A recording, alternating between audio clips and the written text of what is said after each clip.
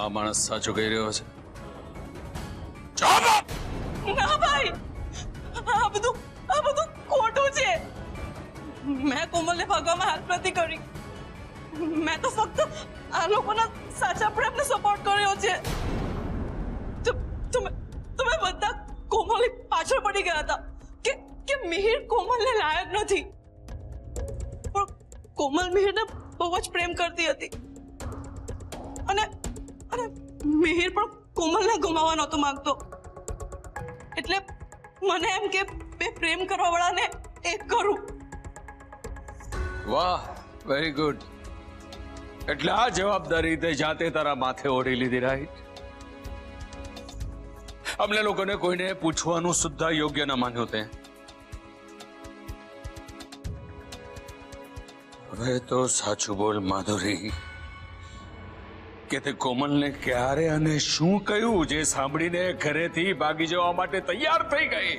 ના ભાઈ, મેં કોમલને ઘરેથી ભાગી જવાનું કહ્યું જ નથી.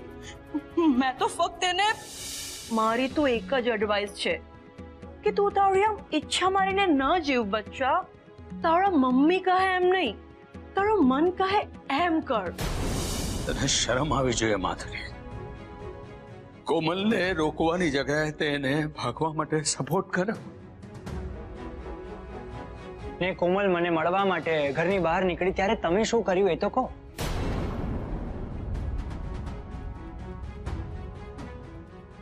એ દિવસે અત્યારે ઘરમાં મારા સિવાય બીજું કોઈ જ નથી, એટલે રસ્તો એકદમ ક્લિયર છે. પણ આંટ, અચાનક કોઈ આવી તો નહીં જાય ને?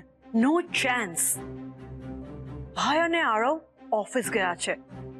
ભાભી અને આયશા હમણાં શોપિંગ માટે ગયા છે, એટલે 2 કલાક પહેલા તો પાછા નહીં જ આવે. સાચું કહું છું ભાઈ, મેં એને કહેતા તો કહી દીધું. પછી હું ખૂબ જ ડરી ગઈ હતી કે આ આખી મેટરમાં મારું નામ આવશે તો મને ખૂબ ખીજાશે. એટલે કોમલ ઘરેથી જાય એ પહેલા મારી ફ્રેન્ડને મળવા જાઉં છું એમ કહીને નીકળી ગઈ અને મારા ઘરેથી ગયા પછી કોમલ મિહિરને મળવા ગઈ. પણ બિલીવ મી, મને નહોતી ખબર કે કોમલ અને મિહિર લગ્ન કરી લે છે. કોમલ ઘરેથી ગઈ પછી એણે શું કર્યું, ક્યાં ગઈ, મને કશી જ નથી ખબર. સાચું કહું છું ભાઈ. આ ગુનો મારી કોકી, મારા આરવ કે રાકેશ કુમારે કર્યો હોત ને તો 2 તમાચા માર્યા હોત. પણ તને તો તમાચો પણ મારી શકો એમ નથી, કારણ કે બેન દીકરીઓની ઉપર હાથ ઉગામીને હું મારા સંસ્કાર લજવવા નથી માંગતો. પ્લીઝ ભાઈ, તું આવું નહીં બોલ. તને જે યોગ્ય લાગ્યું એ તે કર્યું, મને જે યોગ્ય લાગશે હું કરીશ. મને ખબર છે તું મને આ ઘરમાંથી કાઢી મૂકશે ને. જરાય નહીં માન. તને આ ઘરમાંથી બહાર કાઢવાથી મારી કોમલ સાથે જે કંઈ પણ થયું છે બદલાઈ તો નહીં જાય. એના ભાગ્યમાં જે તકલીફ પીડા ભોગવવાને એને ભોગવી રહી છે અને ભવિષ્યમાં પણ ભોગવશે ને એની સાથે સાથે આપણે બધા પણ ભોગવીશું. અને રહી વાત તારી સજાની, તો આ ઘરમાં રહીને જ તું તારી સજા ભોગવીશ. તને તારો હક, તારું માન સન્માન બધું જ મળશે, પણ તારો અભાઈ નહીં મળે. હા માધુરી, આજ પછી હું તારી સાથે વાત સુદ્ધા નહીં કરું. અમને બધાને દુખી તો કરા છે, પણ સાથે સાથે મારી ચકલી, મારી કોમલની જિંદગી બરબાદ કરી છે. I cannot forgive you for that. Not. ક્યારે માફ નહીં કરી શકું, ક્યારે નહીં. ભાઈ પ્લીઝ મારી વાત તો સાંભળ ભાઈ.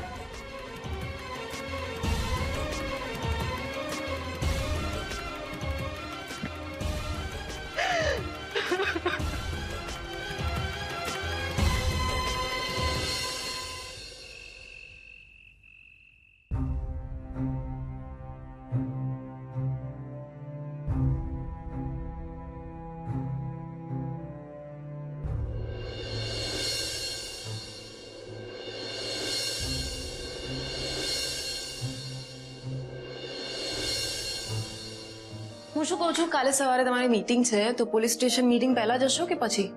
ના ના, પહેલા જ જવું પડે ને, અને રોજના ટાઈમ કરતા 1 કલાક મારે વહેલા નીકળવું પડશે. અચ્છા, તો અમે લોકો એ પ્રમાણે બ્રેકફાસ્ટ અને ટિફિન તૈયાર કરી દઈશું. એક કામ કરું, તમારા કપડાં અને ઓફિસ બેગ તૈયાર કરી દઉં. આશા, શું આખો દિવસ કામ કામ કામ? બેસ ને થોડી વાર મારી બાજુમાં. બોલો, શું કામ છે? તે જે કામ કર્યું ને, તું જે કામ કરી રહી છે ને, એના માટે મારે તને થેન્ક યુ કહેવું છે. Thank you. હા, જો હું તો ઓફિસમાં હોઉં, પપ્પા અહીંયા હાજર ન હતા, એવી સિચ્યુએશનમાં તે ઘર અને ઓફિસ વચ્ચે ખૂબ જ સરસ બેલેન્સ મેન્ટેન કર્યું છે. માને સાચવી અને કોમલે તારી સાથે ખરાબ બિહેવ કર્યું છતાં પણ તે ખોટું ન લગાડીને કોમલને પણ સાચવી. ઉપરથી હિના ભાભી આપણને આટલી બધી હેલ્પ કરી. આમ બોલીને જ થેન્ક યુ કહેશો? મને તો એમ કે તમે મને લેખિતમાં થેન્ક યુ કહેશો. હું કઈ સમજ્યું નહીં. એટલે એમ કે તમે મને પત્ની તો નથી માની, પણ હવે ફ્રેન્ડશિપ પણ તોડવા માંગો છો તમે. એવું કેમ બોલે છે? તો બીજું શું બોલું? તમે થેન્ક યુ કહી, મારા આટલા બધા વખાણ કરીને આપણી ફ્રેન્ડશિપની કિંમત તમે 0 કરી નાખી. એવી કોઈ વાત નથી. એવી જ વાત છે. તમે તો મને એ રીતે થેન્ક યુ કહી રહ્યા છો જાણો બાજુના ઘરમાં રહેતી કોઈ પડોશી હોઉં, મેં તમારી હેલ્પ કરી હોય અને તમે મારો આભાર વ્યક્ત કરશો. પ્લીઝ આમ નહીં બોલો, મને સાચે ખરાબ ફીલ થઈ રહ્યું છે. મેં જે કંઈ પણ કર્યું છે એ હું આગળ પણ કરીશ, મારું ફેમિલી સમજીને કરીશ.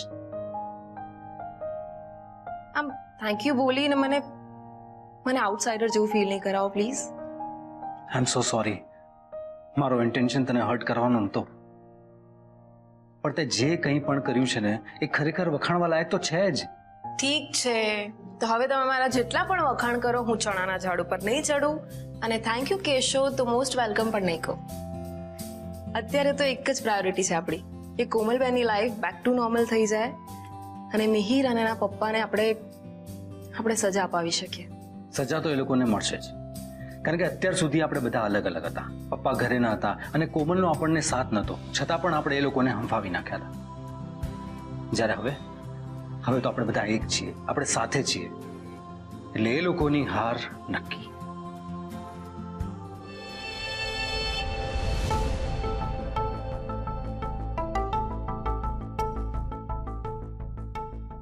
આ તમે લોકોએ માંડ્યું છે શું? હા, અમારી વિરુદ્ધ પોલીસ કમ્પ્લેન કરીને તમે સાબિત શું કરવા માંગો છો? એ જ કે તમે લોકોએ ગુનો કર્યો છે અને આખી વાતમાં તને આ કમ્પ્લેનની નવાઈ શું કામ લાગવી જોઈએ? જૈસી કરની વૈસી ભરની. કમ્પ્લેન તો અમે કરવાના જ હતા. હા, અને હવે તો અમુક કલાકો જ બાકી રહ્યા છે.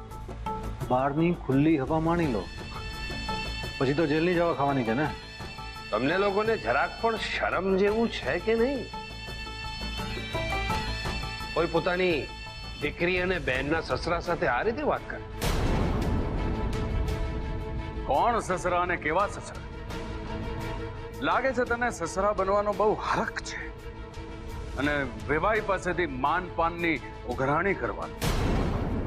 તને આટલો બધા રહી ગયાની ભાવના હોય તો દીકરો તો તારી પાસે જ છે. ગોતી કાઢ એના માટે કોઈ કન્યા પરણાવી દે અને બની જા સસરો. અંકલ પ્લીઝ જરા બોલવાનું ભાન રાખો.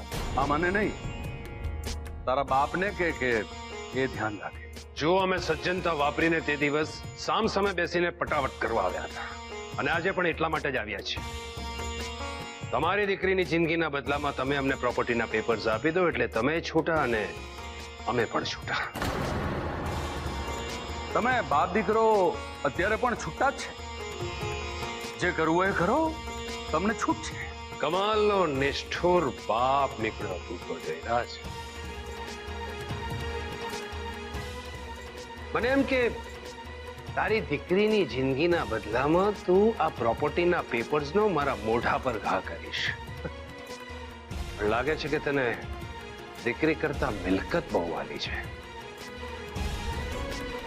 હું કયા પ્રકારનો બાપ છું અને મને શું ભાલું છે એ બધું તું નક્કી નહીં કર મસમદાર. અને એ મારે તારી સામે પુરવાર કરીને કોઈ પ્રમાણપત્ર પણ નથી મેળવવું તારું. હા,